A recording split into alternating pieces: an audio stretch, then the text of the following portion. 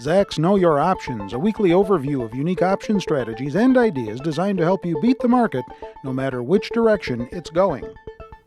Here we're going to learn about the bear call spread, or the bear call credit spread, or something like that. Say it however you like, Terry. With Kevin Matras, who is our options guru here.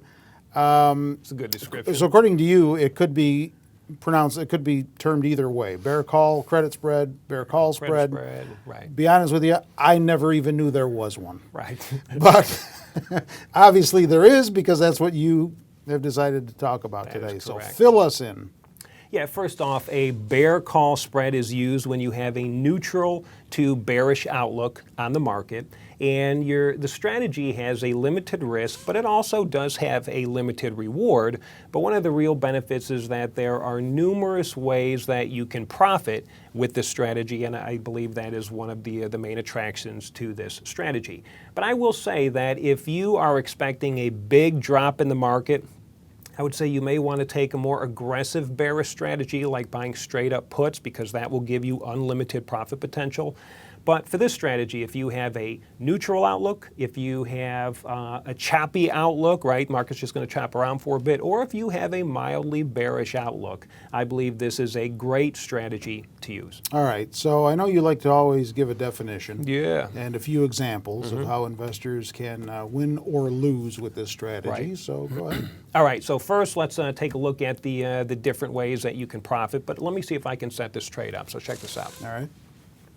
A bear call spread is when you sell a closer to the money strike, usually an at the money strike, and you buy a further out of the money strike. And again, the strategy is put on as a credit, and that is why it's often referred to as a credit spread. Now, the reason why it's a credit spread is because if you are writing the nearby strike and you buy the further out strike, you are collecting more money on the strike that you wrote, and you are spending less money on the strike that you purchased, which indeed is going to result in a credit. So let's take a look at an example, and we can kind of look at each one of these components, okay? So check this out.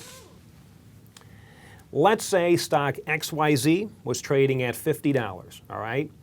You can write the December $50 call for $5, a premium of $5, and you'll collect $500.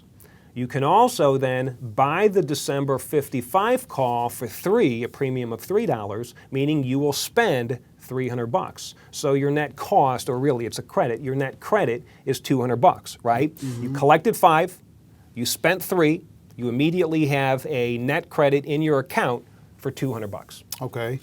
But walk us through a winning example first. Well, your maximum profit is always going to be the credit that you received when you put this trade on in the first place.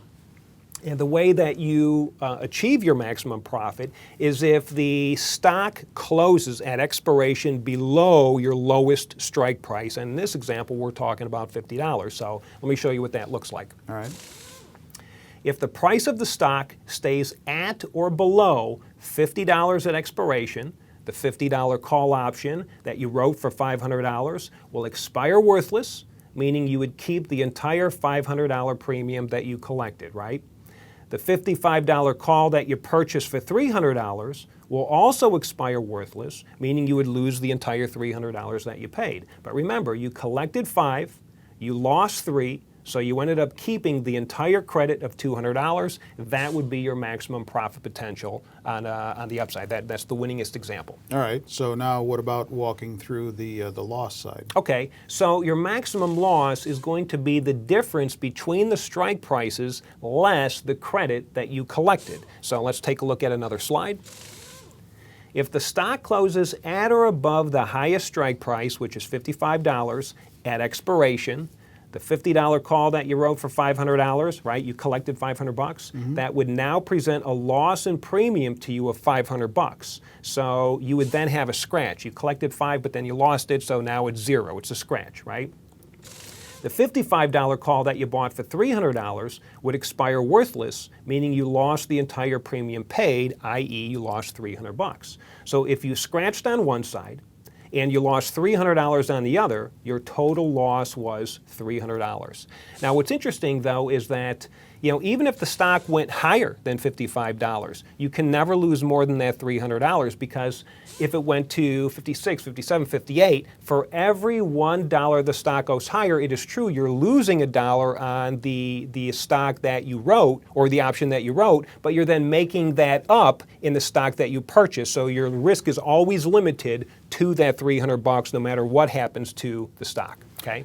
All right, and because you talk about scratching, I'm going to take it another step further and ask, is there a break-even scenario? Yeah, the break-even would look like this. Let's take a look at this slide. Your break-even point on this trade, using the examples we just looked at, would be $52, all right? Because at $52, you would retain only $300 of the $500 premium that you originally collected on the short call, and you would lose the full $300 you paid on the long call. But if you gained $300, right, you retained $300, but you also lost $300, that means you have broken even. You haven't gained or lost any money, so that would be a scratch. Now, going up the ladder, if let's say it was at 53, you'd lose 100. If it went to 54, you'd lose 200, and as the previous example illustrated, if it went to 55, you would lose $300.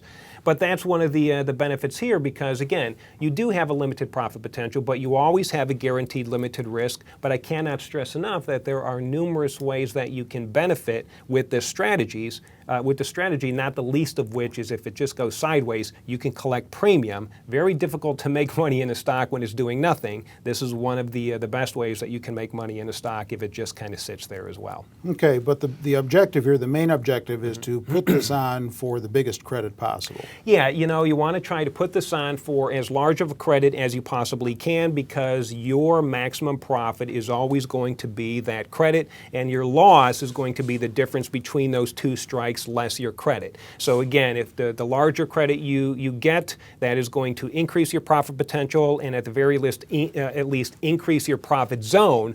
But I would say if you have, like I said, a neutral to choppy to mildly negative outlook on the market, even if you're terribly bearish, it's still a great strategy, but you're always going to be limited with your profit. But if that is your outlook on the market, you can collect this premium. It's a wonderful way to go. All right. If looking at a text version of this helps you better understand the strategy, then by all means do so. If you're not at Zacks.com already watching this video, go to the homepage, Zacks.com, scroll down till you get to the options section of the homepage, and there's where you will find the headline on this particular strategy. All of the information contained herein, just more information from Kevin to help you know your options. With Kevin Matras, I'm Terry Ruffalo.